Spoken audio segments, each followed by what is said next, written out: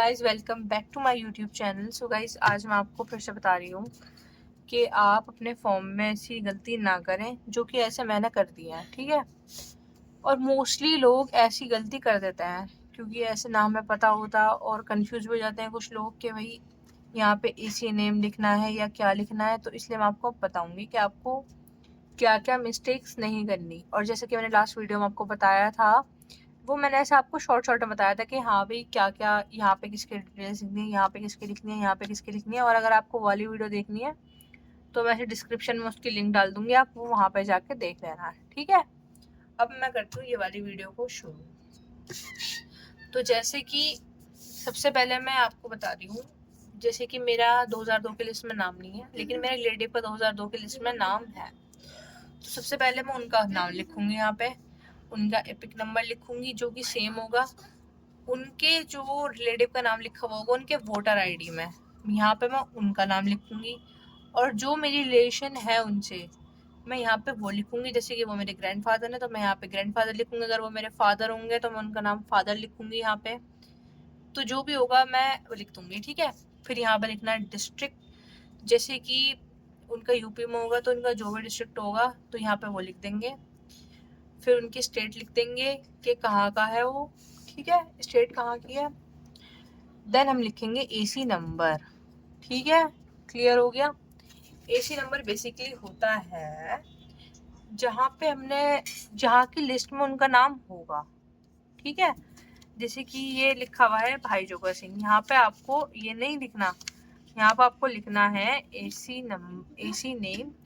जैसे कि कुछ भी होगा, जैसे यमुना विहार हो गया, गोंडा हो गया, तो जो भी ऐसे होगा यहाँ पे आपको वो लिखना है। यहाँ पे मैंने ये मिस्टेक करी थी कि मैंने यहाँ पे स्कूल का नाम लिख दिया था जो कि यहाँ पे गलत है।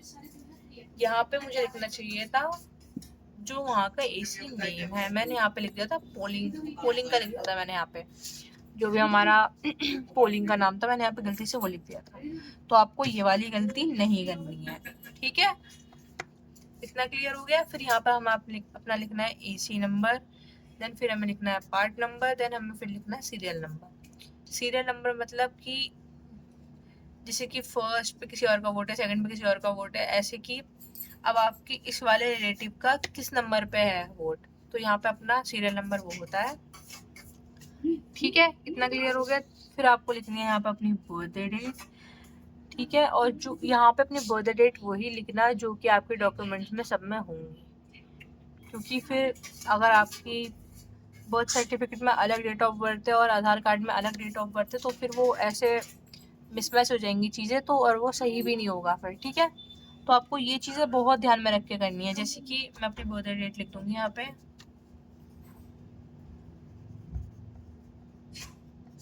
ठीक है, ठीक है। देन फिर हम यहाँ पे लिख देंगे आधार नंबर, ये ऑप्शनल है लेकिन आपको लिखना है। यहाँ पे अपना आधार नंबर लिख देंगे, फिर यहाँ पे अपना मोबाइल नंबर, फिर अपने फादर का नेम, फिर उनका एपिक नंबर। ये इफ अवेलेबल लिखा हुआ है लेकिन आपको लिखना है ये, अगर उसमें मेंशन है और आपके पास वोटर आईडी कार्ड है तो आपको ये लिखनी ही लिखनी है चीजें, ठीक है। फिर हम लिख देंगे अपना मदर नेम, देन फिर हम लिख देंगे अपना मदर का एपिक नंबर, फिर स्पाउस नेम अगर है तो, और अगर नहीं है तो फिर कुछ नहीं लिखना, ठीक है। इसको हम ब्लैंक छोड़ देंगे। फिर यहाँ पे करेंगे हम अपना सिग्नेचर। अगर आपको सिग्नेचर आते हैं तो फिर आप अपने यहाँ पे सिग्नेचर कर देंगे, और अगर आपको सिग्नेचर नहीं आते तो आप लिख देंगे अपना तो आप अपने लेफ्ट थंब का ऐसे ऐसे लगा देंगे, ठीक है। आप इस जगह करना है ये सब चीज़ें। और जब आप ये सब कुछ डिटेल अपनी फिल कर देंगे और आपका BLO यहाँ पर चेक कर लेगा और यहाँ पर साइन कर देगा, फिर आपको हो जाएगा सबमिट, ठीक है। और हाँ, सबसे पहली चीज़, अगर आपका सबसे पहली चीज़ अगर आपका जैसे कि वो BLO ने आपको दे दिया है फॉर्म, तो आप उसकी पहले फोटोकॉपी करवाना, तभी पहले ऐसे ट्राई करके उस पर देखना एक बार फिल करके, जब भी वो ओरिजिनल फॉर्म ऐसे भरना, ठीक है। क्योंकि मैंने भी पहले ये मिस्टेक करी थी, वो तो शुक्र है मैंने ये अपना प्रिंट आउट निकलवा रखा था एक पहले से पहले ही, इसलिए मेरी ऐसे दिक्कत नहीं आई, वरना फिर ये गलत फिल हो जाता, क्योंकि मैंने यहाँ पे स्कूल का नाम लिख दिया था। वो चीज़ आपको नहीं करनी है, बिल्कुल भी गलती नहीं करनी है। इसलिए पहले आपको अपना ले लेना है, वो प्रिंट आउट जो भी होगा फिर आपको करना है, ठीक है। उसमें फिल तो इस तरह से आपका हो जाएगा ये वाला फॉर्म फिल, जिसमें कि आपके 2002 में रिलेटिव की डिटेल होगी और आपकी करंट डिटेल होगी। क्लियर हो गया। अब आपका मान लो आपका खुद का नाम है 2002 की लिस्ट में, तो आप अपनी यहाँ पे लिख देंगे डिटेल्स, ठीक है। अपना नाम, अपना एपिक नंबर, अपना रिलेटिव नेम। यहाँ पे आपको रिलेशनशिप लिखनी है जो कि आपके वोटर आईडी कार्ड में मेंशन होगी।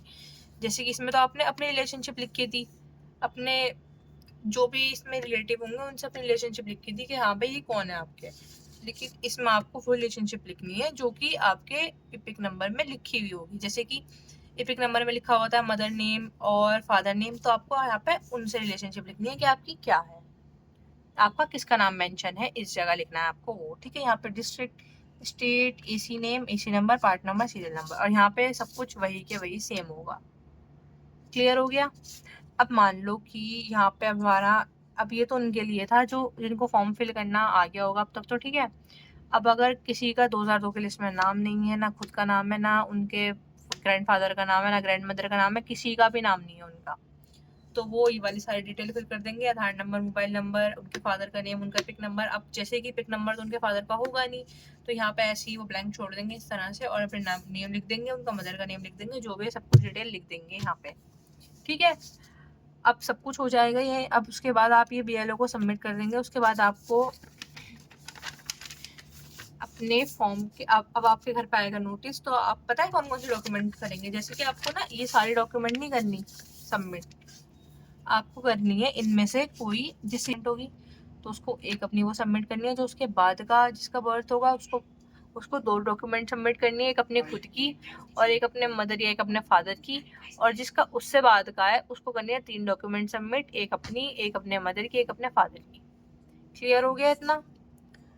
बस अब इसमें यही था। बाकी तो आपको जो भी ऐसे कुछ दिक्कत होगी या फिर आपको कोई भी कंफ्यूजन होगी वो मुझे बता सकता है, मैं उनकी क्लियर कर दूंगी कंफ्यूजन। अगर इफ मेरे पास कोई सॉल्यूशन होगा उस चीज़ का तो बिल्कुल मैं कर दूंगी। बाकी आपके एक और चीज़, अगर जिसको फॉर्म मिल रहा है उसके ऊपर लिखी हुई होंगी उनकी BLO की डिटेल्स, तो और उनका कॉन्टैक्ट नंबर भी लिखा हुआ होगा, तो उनसे आप कॉन्टैक्ट कर सकते हैं आराम से।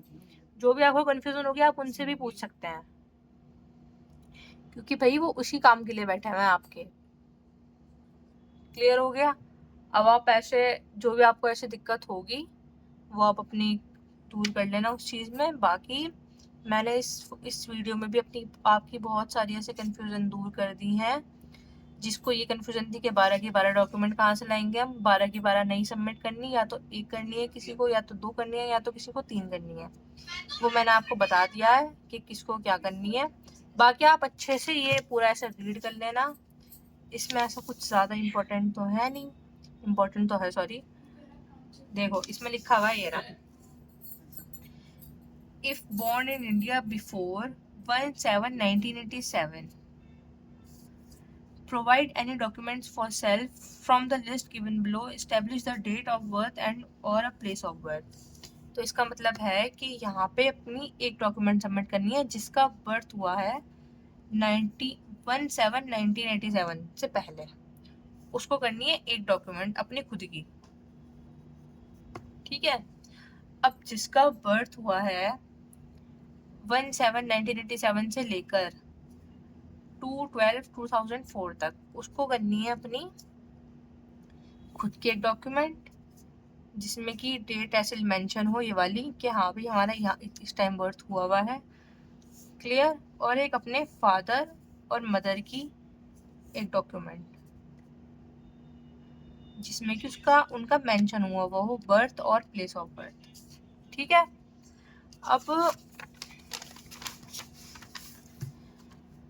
अब जो जिनका बर्थ हुआ है 2/12/2004 के बाद, इसमें मुझे कंफ्यूजन हो गई थी थोड़ी, अब मैं आपको अच्छे से क्लियर करूँ। जिनका बर्थ हुआ है 2/12/2004 के बाद, वो अपनी खुद की एक डॉक्यूमेंट करेंगे, एक अपने फादर की, एक अपने मदर की। If any parent is not Indian, provide a copy of his or valid passport or at visa of time of birth, ठीक है। तो वो अपने, और अगर आपके पेरेंट्स यहाँ के नहीं हैं इंडिया के, तो वो उनके पासपोर्ट के, उनके वीज़ा के और उनका टाइम ऑफ बर्थ, उसकी एक कॉपी अटैच करेंगे इसी के साथ। If outside of India attach, इसका आपको इन चीज़ों की आपको कॉपी इसके साथ अटैच करके आपको देनी है, ठीक है। पर हम ऐसे कंफ्यूज हो रहे हैं इन चीज़ों को देख देख के कि भाई हाँ ये क्या होगा, ये क्या होगा, ये क्या होगा। और आपको घबराना बिल्कुल भी नहीं है, क्योंकि आपको 12 डॉक्यूमेंट सबमिट नहीं करनी है, आपको सिर्फ एक डॉक्यूमेंट कभी एक सिचुएशन में, आपको खुद की सिचुएशन में आपको खुद ही करनी है। अगर आपका बर्थ इससे पहले का है और अगर आपका बर्थ इससे बीच का है तो आपको 2 डॉक्यूमेंट सबमिट करनी है, और अगर आपका बर्थ इसके बाद का है तो आपको ये सारे डॉक्यूमेंट सबमिट करनी है, ठीक है। तो अब मैं इस इस वीडियो को यहीं पे एंड करती हूँ। अगर आपको ये वीडियो अच्छी लगी हो तो इस वीडियो को लाइक करना, और अगर ये इतनी भी हेल्पफुल होगी तो इस वीडियो को लाइक कर देना, ठीक है। तो अब मैं, और अगर आपको कन्फ्यूज़न होगी तो आप मुझे कमेंट कर देना, मैं आपकी कन्फ्यूज़न पे एक वीडियो बना दूँगी, ठीक है।